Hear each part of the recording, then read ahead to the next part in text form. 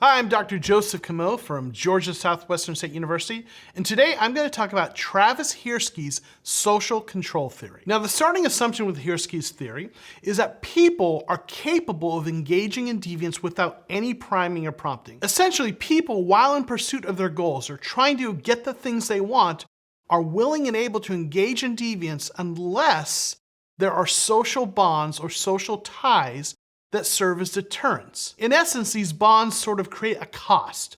There's this cost associated with engaging in deviance that becomes a deterrent or prevents us from engaging in that deviance. Now, Hirschi identified 4 types of bonds: attachment, commitment, involvement, and belief. Now, attachment involves having connections or relationships with people. Having those bonds of connection serve as sort of a deterrent. We have relationships with people and we don't want to lose those relationships. And we don't want to be seen negatively by those people. So because I don't want to be seen in a negative light and lose my reputation and lose those relationships, I'm less likely to engage in social deviance. Now, commitment involves sort of a rational choice to follow the rules or not engage in deviance. Now, when we say rational, we need to be very specific here. We're talking about taking into account the costs and benefits of a decision. As someone who has a career and a standing in the community and friendships and relationships, I have a lot to lose if I were to engage in deviance, especially criminal deviance. So in the end, while I maybe could engage in some sort of criminal behavior and gain a little bit of money or something, in the end, I would lose a whole lot more: career, relationships, status, all those things.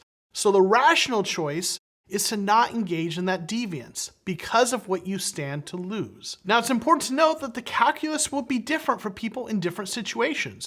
As someone with a career and relationships and family and all those things that I've kind of built to have as part of my life, I have a lot to lose if I were to engage in serious deviance. But for someone younger who maybe doesn't have the career developed yet, maybe lives in a community with high rates of poverty and where the opportunity structures are not particularly good, that person, the calculus is different. They may not have as much to lose, and what they have to gain by engaging in deviant behavior might be more valuable to them than it is to me. Now, that doesn't excuse those decisions and necessarily rationalize or justify them, but it does help explain why perhaps higher rates of deviance may occur when someone has less to lose and more to gain by that situation. Now, the third bond is involvement. Now, this is essentially being involved in socially acceptable activities: work, school, church, voluntary associations, things like this. And this serves as a deterrent to deviance in part because you're simply too busy to get in trouble.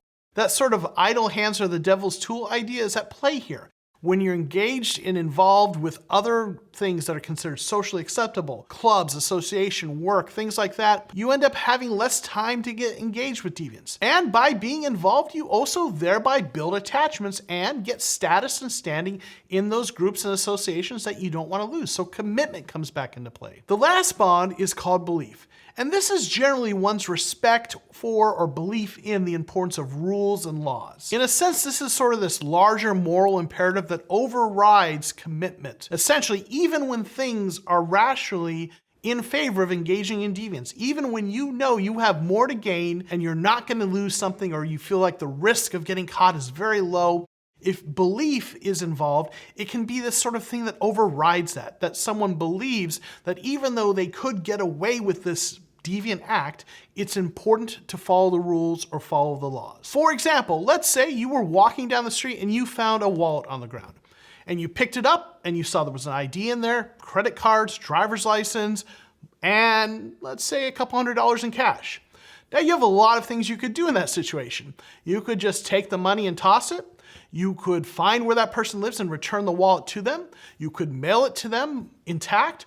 Or you could take the cash and still mail them the wallet and just figure they'd be happy to get their IDs and driver's license and not have to cancel their credit cards. But if you make the decision to go ahead and return that wallet, knowing that you're not going to get caught even if you kept it, you have then engaged in sort of belief. You've decided that returning that is more important than that couple $100s you could keep, even if you knew you could get away with it. So to summarize, social control theory involves these 4 types of bonds in society that serve as deterrents to deviance: attachment, commitment, involvement, and belief.